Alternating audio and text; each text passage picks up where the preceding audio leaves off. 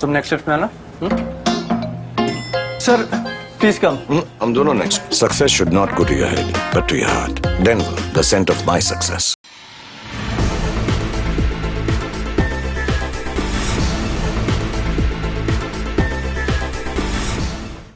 नमस्कार, मैं वैष्णवी, आप देख रहे हैं प्लस न्यूज। आइए नजर डालते हैं आज की हेडलाइंस पर।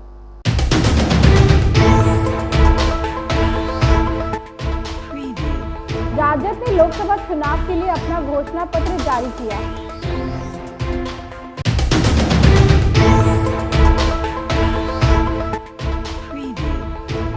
डिप्टी सीएम सम्राट चौधरी ने लालू परिवार पर निशाना साधा।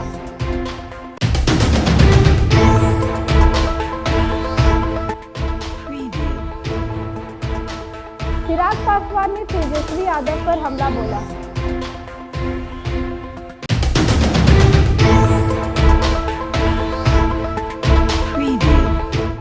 अब खबरें विस्तार से। राजद ने लोकसभा चुनाव के लिए अपना घोषणा पत्र जारी किया।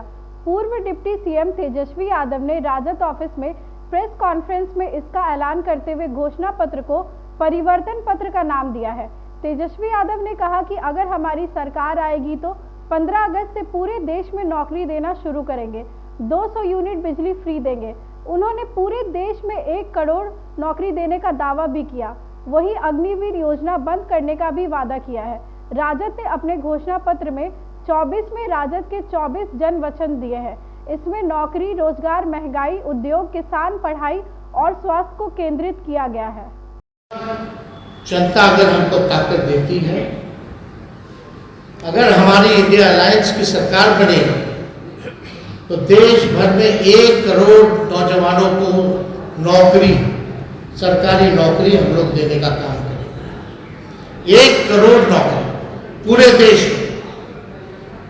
पूरे देश में 30 लाख नौकरियां जो है रिक्त पड़ी है, उसको तो भरेंगे ही भरेंगे, लेकिन 70 लाख नौकरी का जो है पदों का हम लोग सृजन करेंगे। आप लोग जानते हैं नौकरी, बेरोजगारी सबसे बड़ा हम लोगों का दुश्मन है। आज भाजपा के लोग इस पे कोई चर्चा नहीं करते। 2 करोड़ हर साल उन्होंने नौकरी का वादा किया था, लेकिन हम लोग सच्चे लोग हैं, जो कहते हैं वो करके दिखाते हैं। तो पूरे देश भर में 1 करोड़ लोगों को हम लोग जो है सरकारी नौकरी देने का काम करें। 2 तारीख जो है वो, मतलब 2 डेट याद कर लीजिए। देश में 15 अगस्त, आने वाला जो 15 अगस्त है, आपको बेरोजगारी से आजादी मिलना शुरू हो जाएगा। आने वाला जो जिस समय हमारा देश आजाद हुआ था, जिस तारीख को, हम लोगों का प्रण है कि हम लोग 15 अगस्त से बेरोजगारी से आजादी हम लोग लाए। यानी सरकार आएगी तो 15 अगस्त से हम लोग जो है नौकरी की प्रक्रिया शुरू कर देंगे। दूसरा तारीख आप लोग ध्यान से रखिएगा, जो आने वाला रक्षाबंधन है, गरीब परिवार की बहनों को हम लोग प्रत्येक 1 वर्ष में 1 लाख रुपए का सहायता हम लोग देने का काम करेंगे। जो रक्षाबंधन आएगा उसी दिन से हमारी बहनों को, जो गरीब परिवार में है, हर 1 साल 1 लाख रुपए का हम लोग जो है सहायता देंगे। और आप लोगों के समक्ष हम बताना चाहेंगे, तीसरा, कि 500 रुपए में गैस सिलेंडर का भाव जो है कर दिया जाए। आज जो है 1200-1500 मिल रहा है। अगर हम लोगों की सरकार बनेगी तो इसको, महंगाई जो चरम सीमा पर है, महंगाई को कम करने के 500 रुपये में गैस सिलेंडर जो है उस चीज़ को हम लोग कर देंगे। पुरानी पेंशन योजना ओपीएस को हम लोग लागू करेंगे। और सबसे महत्वपूर्ण, अरे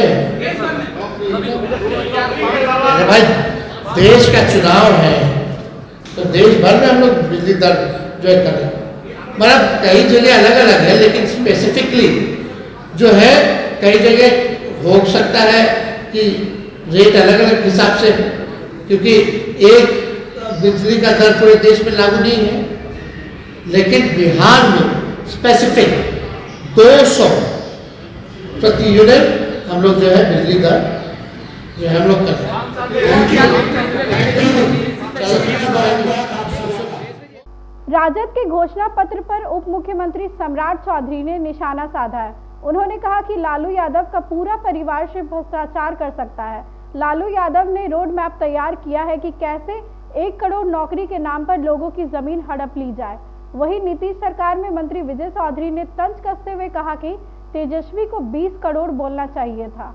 लालू प्रसाद जी के परिवार ने ये नहीं बताया कि 1 करोड़ लोगों को रोजगार देने के नाम पर जमीन कितना लेंगे।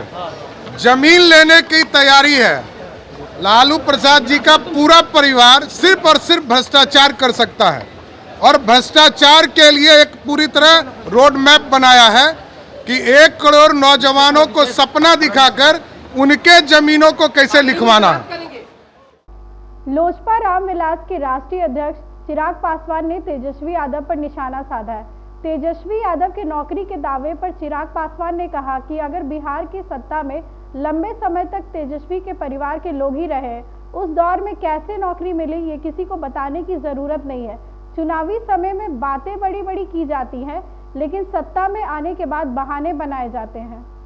भाई अगर 1 करोड़ लोगों को नौकरी ये दे सकते तो एक लंबे समय तक इन्हीं के परिवार के लोग बिहार की सत्ता में रहे, और उस वक्त कैसे नौकरियां बांटी गईं ये हम में से किसी को बताने की ज़रूरत नहीं है। चुनावी समय में वादे बड़े बड़े किए जाते हैं, बातें बड़ी बड़ी कही जाती हैं, पर हकीकत जब खुद सत्ता में आते हैं तो उसके बाद पता चलता है, फिर बहाने बनाए जाते हैं। फिर कहा जाता है कि हमने गठबंधन की सरकार नहीं तो अपनी सरकार के लिए कहा था। ये तमाम बातें कही जाती हैं। हकीकत है आज की तारीख में ये लोकसभा के चुनाव हो रहे हैं, और लोकसभा के चुनाव में बिहार की जनता ये मन बना चुकी है कि पुनः तीसरी बार मौजूदा प्रधानमंत्री जी को ही देश का प्रधानमंत्री बनाना है। और उत्तर प्रदेश को उदाहरण के तौर पर बिहार के लोग भी देख चुके हैं कि सही मायनों में एक डबल इंजन की सरकार ही राज्य का विकास कर सकती है। आज एक लंबे समय के बाद बिहार को ये डबल इंजन की सरकार मिली है। ऐसे में हर एक बिहारी इसको बरकरार रखना चाहता है, और इसकी शुरुआत बिहार की 40 सीटें जीतकर 400 पार का जो लक्ष्य है उसके लिए संकल्पित है। रक्षाबंधन पे गरीब परिवार की महिलाओं को 1 लाख देने की बात तेजस्वी ने कही है। भाई मैं बार बार ये बात कह रहा हूँ, आज पहली बार आपको मौका नहीं मिला है ये सब करने का। आपके पास आप ही के परिवार से 2 सदस्य बिहार के मुख्यमंत्री रह चुके हैं। ये लंबा समय आपके पास था। अगर ये तमाम वादे तब पूरे कर लिए जाते तो संभवतः आज बिहार एक पिछड़ा राज्य नहीं कहलाता। तो ये सबको समझ में आ रहा है कि भैया खाने के दांत कौन से हैं और दिखाने के दांत कौन से हैं। चुनाव आयोग ने बिहार की लोक गायिका मैथिली ठाकुर को बिहार स्टेट आइकन बनाया है। मैथिली ठाकुर ने पटना एयरपोर्ट पर बयान देते हुए कहा कि उन्होंने फेज 1 के तहत औरंगाबाद, गया, नवादा और जमुई में घूमकर लोगों को वोट देने के लिए जागरूक किया। मैथिली ने यूथ वोटर को लेकर कहा कि मैं खुद पहली बार वोट देने जाऊंगी तो काफी उत्सुकता है। जहाँ पे 4 जिले में गए हम लोग, औरंगाबाद के बाद हम लोग गया गए, फिर नवादा गए, फिर जमुई गए, और अलग अलग जगह जा करके हमने प्रचार प्रसार किया है कि हर एक इंसान को वोट देने जाना है 19 अप्रैल। प्रधानमंत्री नरेंद्र मोदी को लेकर क्या यूथ वोटर्स को किस तरह आप लोग इस बार ये क्या संदेश देंगी, क्या कहेंगे आप? यूथ वोटर्स जो है वो हम लोग के भविष्य को शेप कर रहे हैं। मैं खुद पहली बार वोट देने जाऊंगी तो काफ़ी उत्सुकता है मन में, सभी को वोट देने जाना है। धन्यवाद।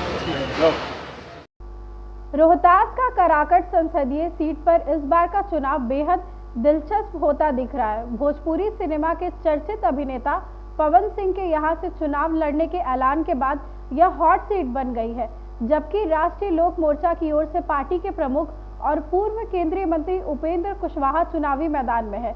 इस दौरान एक वीडियो बहुत तेजी से वायरल हो रहा है। इसमें उपेंद्र कुशवाहा बैठे हुए हैं और सामने बैठे लोग उन्हें वोट ना देने की बात कह रहे हैं।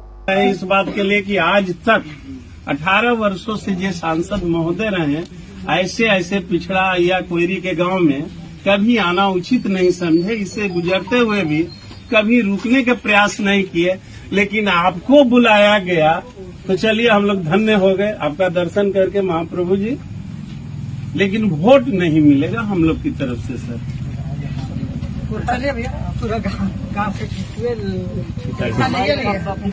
टीका थोड़ी लिया, कोई से पूछिए, हम लोग के बीच के है ना, कोई भी वोट देने में तैयार ही नहीं होता। अच्छा चला जाए भारत की संगत इज्जत पूर्वक बात कर, कौन बड़ी बात कर रहे हैं। राय न लेने आए हैं, अब क्या बात है। चला जाए ठीक है। पूर्व राज्यसभा सांसद और पाटलिपुत्र लोकसभा क्षेत्र से महागठबंधन की उम्मीदवार मिशा भारती ने देश की एनडीए सरकार पर एक बार फिर जोरदार हमला बोला है। उन्होंने आरोप लगाया है कि देश की मोदी सरकार युवाओं समेत देशवासियों को गुमराह करने का काम कर रही है। प्रधानमंत्री नरेंद्र मोदी बिहार आते हैं और मंच से भाषण देते हैं, लेकिन वह क्या कहना चाहते हैं ये बिहार की आम जनता के समझ से परे है। लेकिन फिर वही खाने पीने में बार बार किसानों की बात कर रही हूँ कि उनकी आय दुगनी हुई है क्या? एमएसपी लागू हो गया क्या इस देश में? 2 करोड़ प्रत्येक वर्ष नौकरी मिलेगी, 20 करोड़ रोजगार मिल गए क्या इस देश के नौजवानों को? महंगाई कम हो गई क्या? 15-15 लाख सबके खाते में आ गए हैं। तो प्रधानमंत्री जी इन बातों की क्यों नहीं चर्चा करते हैं? वो क्या चर्चा कर रहे हैं? मैं तो यही आपसे जानना चाहती हूँ कि आखिर प्रधानमंत्री जी चुनावी भाषण में आ रहे हैं, बोल क्या रहे हैं, क्या कहना चाहते हैं, देश की जनता को क्या संदेश देना चाहते हैं? कौन सा कारखाना लगाएंगे, कब लगाएंगे? चीनी मिल का चीनी तैयार बैठा है, चाय पीने कब जाएंगे? जनता तो ढूंढ रही है उनको, क्या मुद्दा है उनके पास? मैं तो आपसे जानना चाहती हूँ कि प्रधानमंत्री जी क्या सुनना चाहते हैं। और देखिए विपक्ष के ऊपर बार बार वो आरोप लगाते हैं, 2 ही आरोप तो वो लगाते हैं विपक्ष पे, एक भ्रष्टाचार का आरोप लगाते हैं, दूसरा परिवारवाद का। अब तो परिवार के विरोध का भी आरोप है। अच्छा एक राम का विरोध रहता तो हरियाणा बाबा। आरजेडी के परिवर्तन पत्र पर पूर्व सीएम जीतन राम मांझी ने तंज कसा है। उन्होंने सोशल मीडिया साइट पर तंज कसते हुए लिखा कि राजद के घोषणा पत्र में शायद कुछ बातें छूट गई हैं, जैसे भारत में अमेरिका का विलय करेंगे, समुद्र का पानी मीठा बना देंगे। उन्होंने लिखा कि जब तेजस्वी यादव को पता है कि उनकी सरकार बन ही नहीं रही है तो वो कुछ भी घोषणा कर सकते हैं। राजद के घोषणा पत्र पर जनता दल यूनाइटेड के कटाक्ष किया है। जदयू के प्रमुख प्रवक्ता और बिहार के पूर्व मंत्री नीरज कुमार ने कहा कि तेजस्वी खुद तो 23 सीटों पर चुनाव लड़ रहे हैं और राष्ट्रीय संदर्भ में घोषणा पत्र जारी कर रहे हैं। तेजस्वी पूरे देश का राजनीतिक एजेंडा सेट कर रहे हैं। बता दें कि पिछले लोकसभा चुनाव में राजद को एक भी सीट नहीं मिली थी। दस्तावेज असत्य नहीं बोलता। खौफ में आईएएस तो आम आदमी की क्या बिशात। 15 वर्ष के पति पत्नी के शासनकाल में 5243 फिरौती के लिए अपहरण। दे जवाब दे हिसाब। पति पत्नी के शासनकाल के बाद जो राजनीति के उत्तराधिकारी बने हैं माननीय तेजस्वी यादव जी, जवाब दीजिए कौन उसका हिस्सेदार रहा, कौन गुनाहगार था। आज की खबरों में बस इतना ही। आगे की खबरों के लिए देखते रहे प्लस न्यूज। मुझे दीजिए इजाजत। नमस्कार।